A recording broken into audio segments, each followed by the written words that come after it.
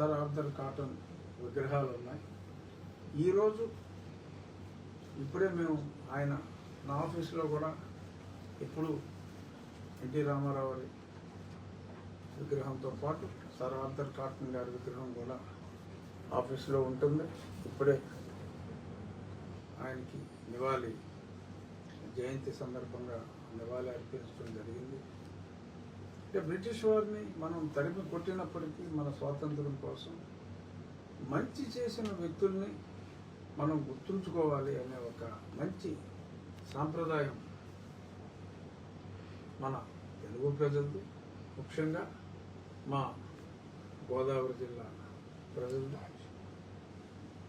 ఆయన కృష్ణా డెల్టా కూడా, మరి ప్రకాశం బ్యారేజ్ కూడా మనం పేరు మార్చుకున్నాం, ఆయన హయాంలో ప్రారంభమైందే. కావేరీ డెల్టాలో కూడా ఆయన ఎన్నో మంచి ప్రాజెక్ట్స్ చేయటం జరిగింది. కానీ మా జిల్లాలో ఇచ్చినంత గౌరవం వేరే వాళ్ళు ఇచ్చినప్పటికీ కూడా, సరే ఇంకా మా జిల్లా గురించి నేను మరీ ఎక్కువ చెప్పుకోవటం సమంజసం కాదు. ఇక ఆయన వేసిన ఆ డెల్టా సిస్టమ్ గురించి ఒక్క నిమిషం మాట్లాడవలసిన అవసరం ఉంది. ఆ రోజుల్లో ఉన్న రిక్వైర్మెంట్స్ ప్రకారం కెనాల్ వ్యవస్థను రూపొందించినప్పుడే రాబోయే రోజుల్లో ఆ కాలువల రిపేర్లకి అనుగుణంగా ఆ పక్కన గట్లు డిజైన్లన్నీ కూడా చేయటం జరిగింది. ఇప్పుడు 170 సంవత్సరాల క్రితం. ఇప్పుడు సంకుచిత స్వభావంతో కొన్ని చోట్ల ఆ గట్లని ఆక్రమించటం, ఆ నీటిపారుదల వ్యవస్థకి ఎన్నో అవరోధాలు కలుగుతున్నాయి. సో అటువంటి అవరోధాలని చాలా వరకు, ఎందుకంటే డెల్టా ప్రాంతం చివరి ప్రాంతంగా మా ఉండి నియోజకవర్గం ఉంది కాబట్టి అక్కడ ఉన్న ఆక్రమణ వలన సాగునీటికి అలాగే తాగునీటికి కూడా మరి చాలా ఇబ్బందులు వచ్చినప్పుడు ఏదైతే ఒరిజినల్గా ఆయన హయాంలో ఆ రోజుల్లో ఉన్న ఆర్ఎస్ఆర్లు వీటి ప్రకారం కాలువల వెడల్పు ఎంత ఉందో, ఆ డ్రైనేజ్ వ్యవస్థ, ఆ డ్రైన్ల వెడల్పు ఎంత ఉందో, ఆక్రమణకి గురైన వాటిని ఆక్రమణ నుంచి తొలగించి నీటి వ్యవస్థని ఒక దారిలో పెట్టే ప్రయత్నంలో కొంతమంది సిపిఎం వారి దగ్గర నుంచి ఎన్ని ఇబ్బందులు వచ్చినప్పటికీ ప్రజలు పూర్తిగా ఈ మంచి సంస్కరణలు కనుక ఏదైతే సర్ ఆర్థర్ కాటన్ గారు ఆ రోజుల్లో ప్లాన్ చేశారో దానికి అనుగుణంగానే మేము చేస్తున్నామని ఈ సందర్భంగా ఆయన జయంతి సందర్భంగా గుర్తు చేసుకుంటున్నాను. కొందరికి గుర్తు కూడా చేస్తున్నాను. ఈ సందర్భంగా మీకు కూడా మీడియా మిత్రులకు కూడా క్లారిఫై చేస్తాను.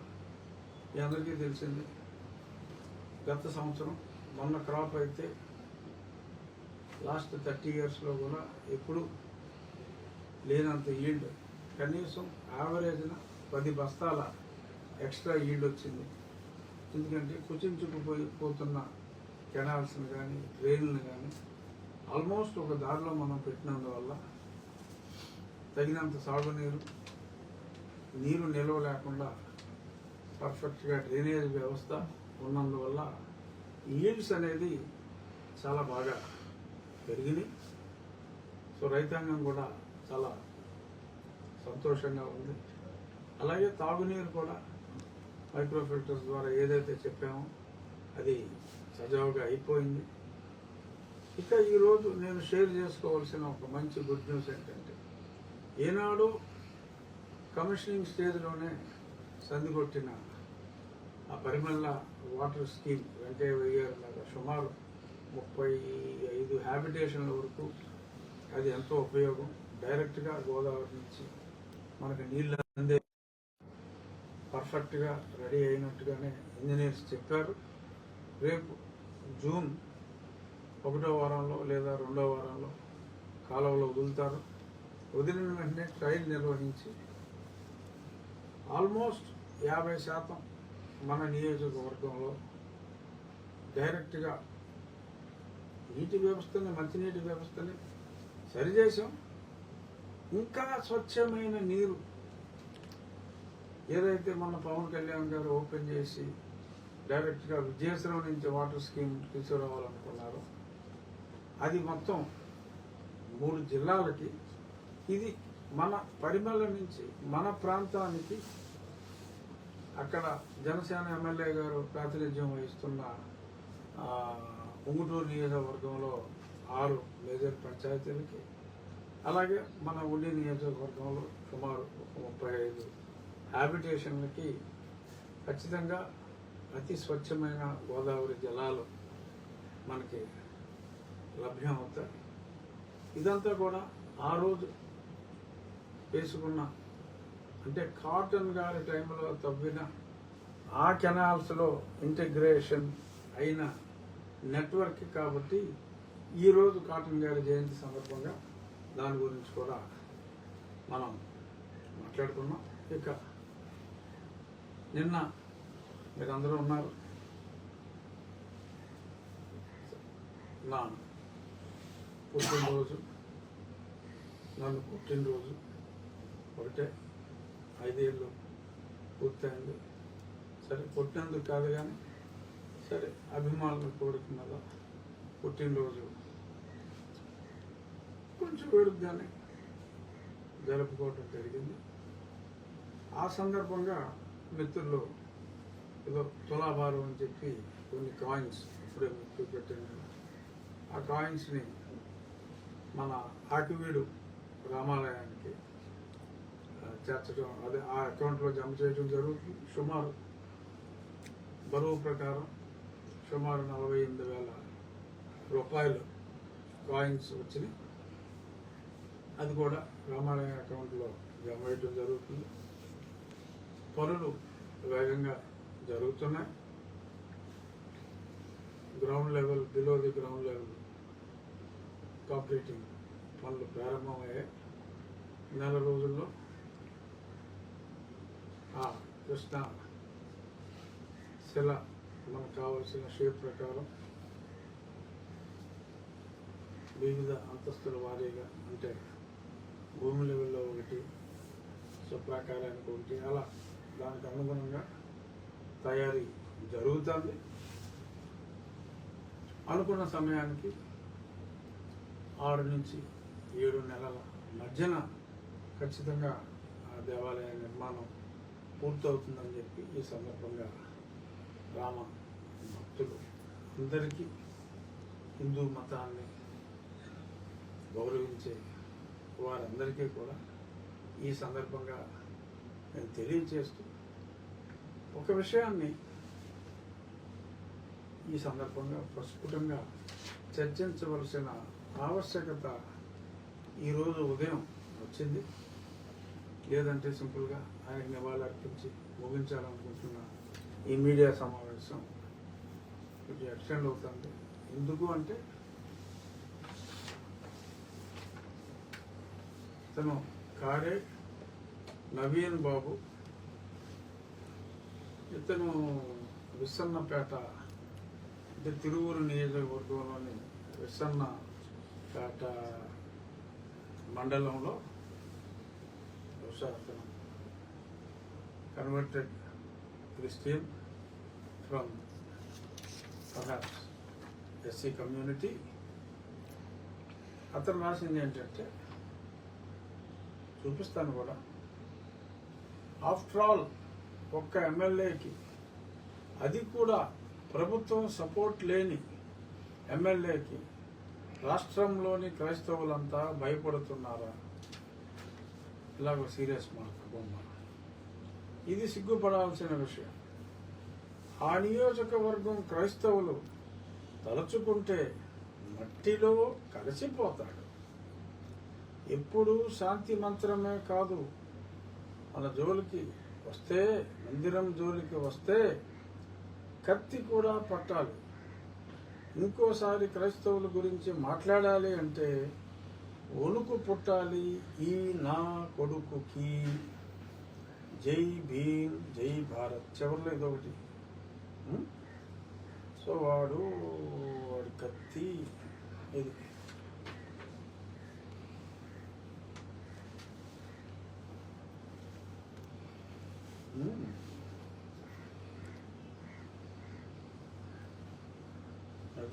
అన్నవరం సినిమాలో పవన్ కళ్యాణ్ గారిలాగా కత్తిపట్టుకున్నాడు.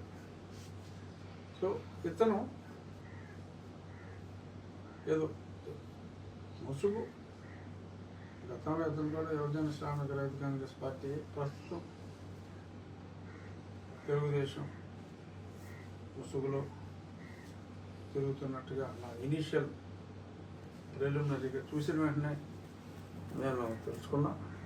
సరే, మనమేమి ఇలాగా కత్తులు పట్టుకోలేం, అవసరం లేదు. కంప్లైంట్ ఇచ్చా, ఖచ్చితంగా మరి ఇలాగా కత్తులు బొమ్మలు వేసి ఈ రకంగా రెచ్చగొడితే మరి ప్రభుత్వం లా అండ్ ఆర్డర్ చూస్తూ ఊరుకుంటుంది, గుడ్లు అప్పగించి చూస్తూ ఉంటుందని చెప్పి నేనైతే అనుకోవట్లేదు. ఖచ్చితంగా చర్యలు ఉండాలి.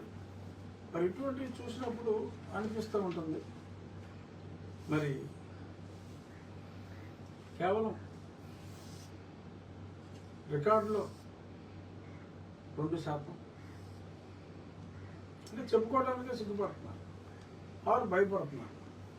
రికార్డులో 2%, రియాలిటీలో 20% ఉన్నవారు ఈ రకంగా దుర్భాషలాడుతూ కత్తులు చూపెట్టి చంపేస్తూ ఉంటూ బెదిరించటం, మరి 80% మంది సంఘటితం అవ్వాల్సిన అవసరం లేదా? ఇప్పుడు మత సామరస్యం అనేది ఉండాలి, అన్యమతాన్ని గౌరవించాలి, అది మన రాజ్యాంగంలో ఉంది. మామూలుగా హిందువులకి పరమత సహనం చాలా అధికం, అది మంచిది కూడా. కానీ మరొక పక్క ఈ రకంగా మేము చెప్పినట్టు వినాలి, మేము చెప్పినట్టు జరగాలి, మాకు అనుమతులు అవసరం లేదు, మీరు అనుమతులు లేకుండా నిర్మాణాలు చేయడానికి వీల్లేదు, మీరు మీ గుళ్ళకు వెళ్ళాలన్నా ఆ ప్రాంతాల్లో మేము ఇల్లు నిర్మించుకుంటే మా అనుమతి కావాలి. దీన్ని ప్రశ్నిస్తే అది ఎమ్మెల్యే అయినా ఎవరైనా ఆ నా కొడుకు ఈ నా కొడుకు అని మాట్లాడుతూ కత్తులు చూపెట్టి చంపేస్తామని చెప్పి బెదిరిస్తే ముస్తు కూర్చోవాలా? మన కత్తులు పెట్టుకుని తిరగవలసిన అవసరం లేదు. కానీ మీదకు వచ్చినప్పుడు ఆత్మరక్షణ అనేది అవసరం ఉందా అనేది కూడా ఆలోచించవలసిన ఆవశ్యకత మరి ఈ పరిస్థితులు తీసుకొస్తున్నట్టుగా నాకు అనిపిస్తుంది. చూద్దాం ప్రభుత్వం ఆరు పోలీస్ శాఖ ఎలా స్పందిస్తుందో చూద్దాం. ఇలా ఒక మతం పేరు చెప్పుకుంటూ ఆ మతం వారు ఫలానా మతాన్ని ఫాలో అయ్యే ఆ ఎమ్మెల్యేని తుదముట్టించాలి, మట్టిలో కలిపేయాలి అని ఉన్మాదంగా మాట్లాడుతూ ఉంటే మరి ఖచ్చితంగా ఆలోచన వస్తుంది. ఇవాళ రఘురామకృష్ణరాజుకి వచ్చింది ఈ సమస్య, రేపు ఇంకో హిందువుకి వస్తుంది. ఒక దేవాలయం కట్టాలనుకుంటున్నాం, ఇంకో హిందువుకి వస్తుంది. అక్కడతో ఆగదు. ఒక దేవాలయాన్ని దర్శించుకోవాలనుకుంటున్నా మరొక హిందువుకి కూడా ఈ సమస్య రావచ్చు. మరి నేను బెదరపోవచ్చు కత్తిని చూసి. మరి చాలామంది భయపడే ప్రమాదం ఉంది. మరి అటువంటి ప్రమాదాలని నివారించాలి. మీరు భయపడొద్దు అనే ధైర్యం ఇవ్వడానికి ప్రభుత్వం ముందుకు రావాలి. మరి ప్రభుత్వం ఒకవేళ ఓట్ల కోసమో మరిందుకోసమో ముందుకు రావడానికి ఆ 20% ఓట్లే మనకు చాలు, ఈ 80% వారు గొర్రెలు మనకి ఇంటి తిరిగి ఓటేస్తారు, ఆ 20 కూడా తెచ్చేసుకుందాం అని అనుకుంటారా? ఎక్కడానికి 51 చాలు, 80 కూడా అక్కర్లేదు. మరి ఏమిటి రియాక్షన్ అనేది ఖచ్చితంగా నేనైతే కంప్లైంట్ ఇచ్చాను. వారు నాకు రక్షణ ఇస్తారా? ఇటువంటి వాళ్ళని అరికట్టి, లేదు హిందువులు మీరే రక్షించుకోండి అని చెప్తారా అనేది నాకు కొంచెం I got irritated this morning when I read that article. I got irritated. ఎంత ధైర్యం ఉండాలంటే ఈ రకంగా మాట్లాడటానికి. ఓపెన్గా ఒక రాజ్యాంగబద్ధ పదవిలో ఉన్న వ్యక్తిని మట్టిలో కలిపేస్తాను, నరికేస్తానని చెప్పి ఏదో కత్తి పెట్టి ఫోటో దూచాడా? అది చూస్తా ఊరుకుంటారా? వాళ్ళని కొంతమంది సమర్థిస్తారా? చూద్దాం. మనల్ని మనం రక్షించుకోవాల్సిన భగవంతుణ్ణి, అంటే అన్ని మతాలకి భగవంతుడు ఉంటాడు. మన హిందూ మతంలో మనకు నచ్చిన మన హిందూ దేవుళ్ళని, వారికి దేవాలయం నిర్మించుకోవాలన్నా, వారి గురించి మాట్లాడాలన్నా, రాజ్యాంగంలో ఉన్న కొన్ని ప్రొవిజన్స్ని, అవి రాజ్యాంగంలో ఉన్నంత వరకు మనం వాటిని గౌరవించాలి అని మాట్లాడటం. అలా మాట్లాడితే ఆర్టికల్ 341ని రాజ్యాంగంలో అది ఉన్నంత వరకు మనం దాన్ని గౌరవించాలి. రేపు మారిస్తే అది వేరే విషయం. దాని గురించి మాట్లాడటమే మహాపాపం అన్నట్టుగా మరి బ్లూ కోట్లు వేసుకుని బజార్లంటే తిరుగుతూ, చర్చిల్లో మీటింగులు పెడుతూ తిరుగుతున్నారు. ప్రభుత్వ అధికారి కూడా ఉన్నాడు అందులో. బరితెగించి తిరుగుతూ ఉన్నా, గుడ్లప్పు నుంచి చూస్తున్నారు. మరి ఎందుకు అలా గుడ్లప్పు నుంచి చూస్తున్నారు నాకు తెలియదు. మరి వారు మాట్లాడే రాజ్యాంగ వ్యతిరేక చిన్న స్పీచ్ ఒకటి ఇప్పుడు చూపించిన తర్వాత దాని మీద కాసేపు మాట్లాడదాం. లేదు, రాబోయే ఎన్నికల్లో క్రైస్తవుల్ని దళితులుగా చేయడానికి ఎవరైతే ముందుకు వస్తారో, దళిత వాడల్ని ఎవరైతే పంచాయతీలు చేస్తారో, ఆ దళిత వాడికి 2 కోట్లు ఏటా ఎవరైతే ఇస్తారో, మా పిల్లల బంగారు భవిష్యత్తుకి ఎవరైతే బాటలు వేస్తారో వారికి మాత్రమే ఓటు వేస్తాము. జై భీమ్.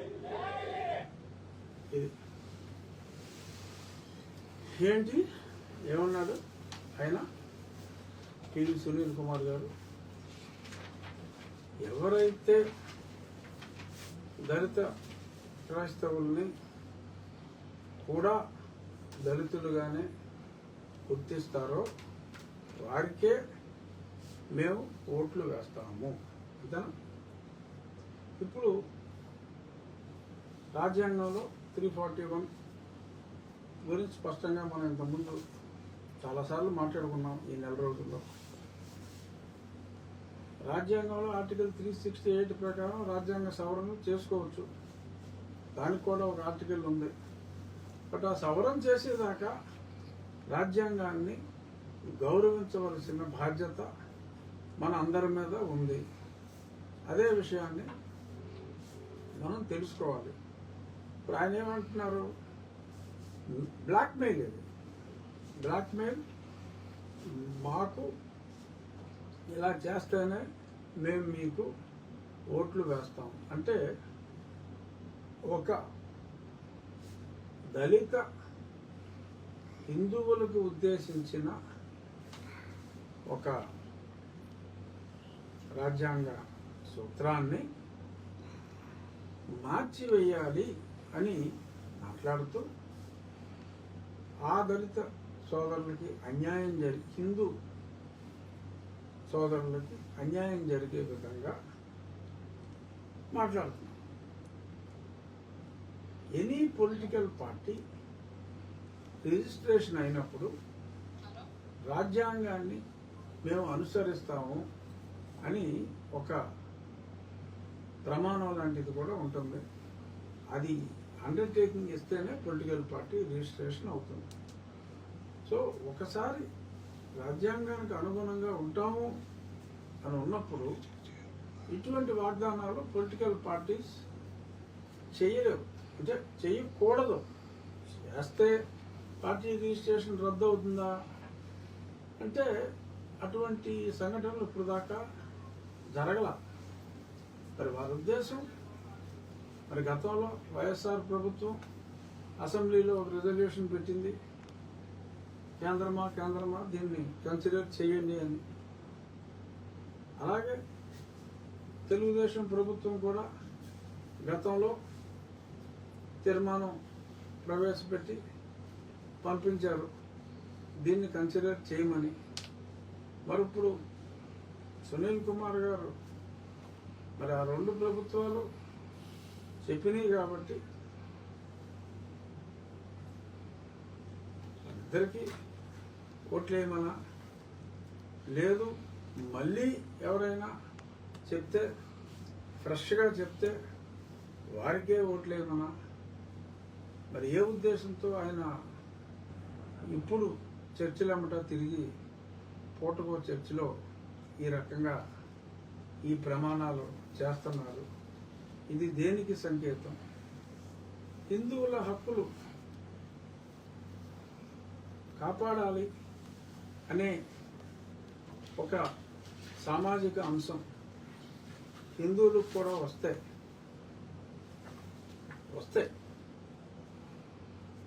ఇలాగే ప్రమాణాలు చేస్తే దేవాలయాల్లో మన హిందువుల హక్కుల్ని పరిరక్షించే పార్టీకే మనం ఓట్లు వేద్దాం. అంటే రాజ్యాంగాన్ని పరిరక్షించే పార్టీకే మనం ఓట్లు వేద్దాం. రాజ్యాంగాన్ని మారుస్తాం అని 20% ఓట్ల కోసం ఆశపడే వారికి కాదు, రాజ్యాంగాన్ని ఉన్నట్టుగా రాజ్యాంగం హిందువులకి ఇచ్చిన హక్కుల్ని ఉన్నట్టుగా పరిరక్షిస్తాం అని హిందువులు సాటి హిందూ సోదరుల కోసం, దళిత హిందూ సోదరుల కోసం, ఆర్ మనం రేపు రాబోయే రోజుల్లో దేవాలయం కట్టుకుంటానంటే ఇటువంటి కార్య నవీనులు వీళ్ళందరూ కత్తులతో వెంకటానికి ముందుకొచ్చే పరిస్థితులున్న ఈ పరిస్థితుల్లో మన రక్షణ కోసం ఏ ప్రభుత్వం ముందుకొస్తుందో, ఎవరైతే మన 80% మందిని ఆ 20% కత్తులు తీసుకుని నరకడానికి వచ్చే వాళ్ళ నుంచి కాపాడటానికి ముందుకొస్తుందో వారికే ఓట్లేస్తాం అని మాట్లాడుకుంటే ఎలా ఉంటుంది? ఏది కరెక్ట్ కాదు నేను చెప్పేది, వాళ్ళు మాట్లాడింది కరెక్ట్ కాదు. బట్ అలా మాట్లాడుతున్నప్పుడు వారిని చూసి అచేతనంగా ఉండే పరిస్థితులు ఉంటే మనలో చైతన్యం రాకుండా ఉంటుందా? ఈ ఆలోచన నాకు అనిపించింది. ఇది కరెక్ట్ కాదు. ఖచ్చితంగా ఏదైనా ఆదిలోనే ఇటువంటి ఉన్మాద స్థితిని అణిచివేయవలసిన అవసరం ఉంది. చూద్దాం ఈ వ్యక్తి మీద, ఇటువంటి వ్యక్తుల మీద ఇప్పుడు అతను చేసిన వీడియోని సమర్థిస్తూ నీలి కోటు వేసుకున్న వారు ఏమేమి మాట్లాడతారో, ఎలా బజార్లు ఎమ్మటా పడి ప్రభుత్వ ఉద్యోగిగా ఇంకా ఉంటూ మరి బజార్లు ఎమ్మటా పడి రాజ్యాంగానికి వ్యతిరేకంగా ఇప్పుడు 16,000 పంచాయతీలు ఉన్నాయి. 16,000 పంచాయతీల్లోనూ ఉన్న దళితులకి 16,000 దళిత పంచాయతీలు పెట్టి ఒక్కో దళిత పంచాయతీకి 2 కోట్ల చొప్పున 32,000 కోట్లు ఇస్తే అసలు ఉన్న పంచాయతీరాజ్ బడ్జెట్ అంత మొత్తానికి వీళ్ళకి సెపరేట్ చేసి 32,000 ఇస్తేనే మేము ఓట్లేస్తాము అని బరి తెగించి ప్రభుత్వ జీతం తీసుకుంటూ ఇంకా సరే 6 నెలల నుంచి జీతం ఇస్తున్నారు లేదో నాకు తెలియదు, సస్పెన్షన్లో ఉంటాయి. బట్ ఇంకా ఉన్నప్పుడు సరే నా కేసులో అతను ఏమన్నా ఉన్నాడో సరే అతను మీద ఇంకా పెద్దగా చర్యలు ఇంకా ఏదో ఒకసారి చుట్టూ చూపుగా పిలిచారు అనేది నేను మొన్న చెప్పాను. సో కాబట్టి మళ్ళీ దాని గురించి ఎక్కువగా మాట్లాడుకోవాల్సిన అవసరం లేదు. కానీ మరి ఈ రకంగా వ్యక్తులు మాట్లాడుతూ ఫలానా కులం వ్యక్తినే నేను ఈసారి ముఖ్యమంత్రి చేస్తా అని మాట్లాడుతున్నప్పుడు మంచితనం మంచిదే, కానీ మంచితనం ప్రజలు మెచ్చుకునే రీతిలో ఉండాలి, కానీ పరిహసించే స్థాయికి ఉండకూడదు అని మరి అనిపిస్తుంది. అఫ్కోర్స్ నేను ఎవరిని కామెంట్ చేయట్లేదు. ఇతర విషయంలో ఎందుకు ఉదాసీనత, వారు ఎలా చెప్పుకుంటున్నా ప్రమాణాలు చేసుకుంటూ తిరుగుతున్నా, చర్చిల్లో ప్రమాణాలు చేసుకుంటూ చేస్తూ ఓట్లేవు అని మాట్లాడుతున్న బెదిరింపులకు ఎవరైనా బెదురుతున్నారా అనే ఊహ రావడం సహజం. అది ఊహ కావచ్చు, అపోహ కావచ్చు. ఏదైనా అపోహలు తొలగించవలసిన బాధ్యత కూడా ప్రభుత్వం మీద ఉంది. ఈ సందర్భంగా మరి నిన్న నా జన్మదినం సందర్భంగా ఉప ముఖ్యమంత్రి గారు, నేను అభిమానించే హీరో పవన్ కళ్యాణ్ గారు నాకు జన్మదిన శుభాకాంక్షలు తెలియజేస్తూ సనాతన ధర్మ పరిరక్షణకై కూడా నేను చేస్తున్న కృషిని ఆయన అభినందించటం నాకెంతో ఆత్మస్థైర్యాన్ని,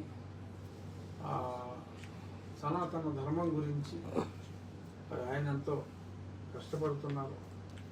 ఆ విషయంలో ఆయన అనుసరించిన బాటనే ఒక హిందువుగా నేను కూడా మరి అనుసరిస్తున్నాను. చూడండి, సెల్ఫ్ ప్రొటెక్షన్. నేను ఇంత గట్టిగా మాట్లాడింది ఎప్పుడు? ఉరికి నేను బాగు చేసుకుంటానంటే నువ్వు బాగు చేయడానికి వీల్లేదు, వెళ్తాను చూస్తానంటే నువ్వు చూడటానికే వీల్లేదు అన్నందుకు నేను అమ్మో ఇది చాలా వెరితెలలో రాబోయే రోజుల్లో వేసే అవకాశం ఉందని నేను రక్షణ కోసం పాటలు పడాలి అని అనిపించి నేను ఈ ధర్మానికి నిలబడి ఉన్నప్పుడు ఆ స్థాయి నేను అభిమానించే నాయకుడు, కథానాయకుడు నన్ను సనాతన ధర్మ పరిరక్షణకు కృషి చేస్తున్నాను అని గుర్తించటం నాకెంతో సంతోషాన్ని ఇచ్చింది. అలాగే నాకు ట్వీట్ల రూపంగా, మెసేజ్ల రూపంలో ప్రత్యక్షంగా అభినందనలు తెలిపిన వారందరికీ కూడా నా హృదయపూర్వక ధన్యవాదాలు తెలియజేస్తాను. సార్, ఇప్పుడు ఆయన ఇండియన్ పబ్లిక్ పోలీస్ సర్వీస్ లో ఉన్నారండి సునీల్ కుమార్ గారు.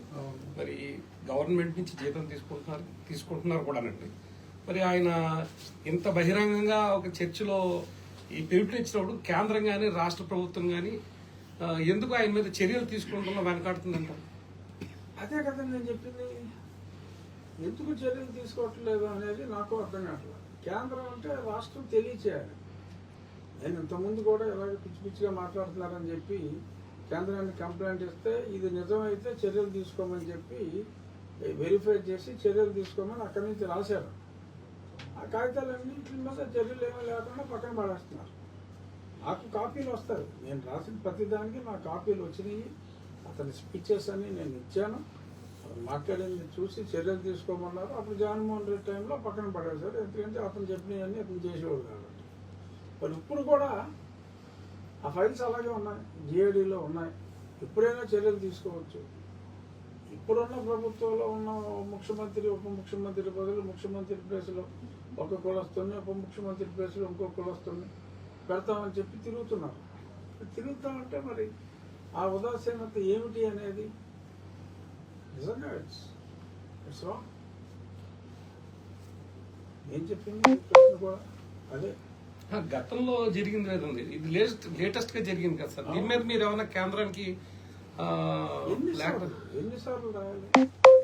ఇదివరకు అంటే నేను ఎన్నోసార్లు రాశా. కొద్ది నెలల క్రితం కూడా మళ్ళీ రాశాను. ఎందుకంటే నేను ఆల్ ఇండియా సర్వీస్ ఆఫీసర్, అక్కడ రాస్తాం, అక్కడి నుంచి ఇక్కడికి వస్తుంది. వీళ్ళు చర్యలు తీసుకోవాలి. ఉదాసీనత వహిస్తున్నారు. మరి బహుశా ఆ 20% ఓట్ల కోసమేమో నాకు తెలియకుండా మనం చెప్పలేం. బట్ ఏది ఏమైనా రాజ్యాంగాన్ని మనం ఫాలో అవ్వాలి.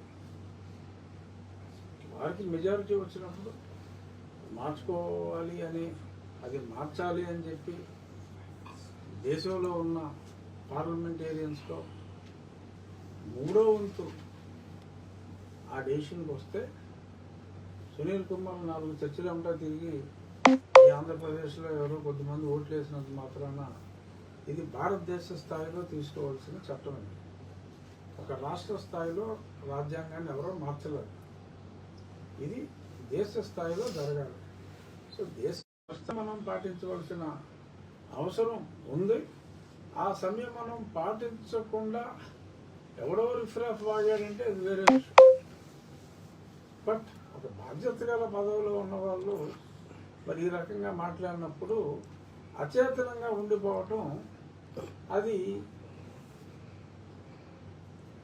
చూస్తూ ప్రజలు కూడా అచేతనంగా ఉండరేమో అని నేను అనుకుంటున్నాను.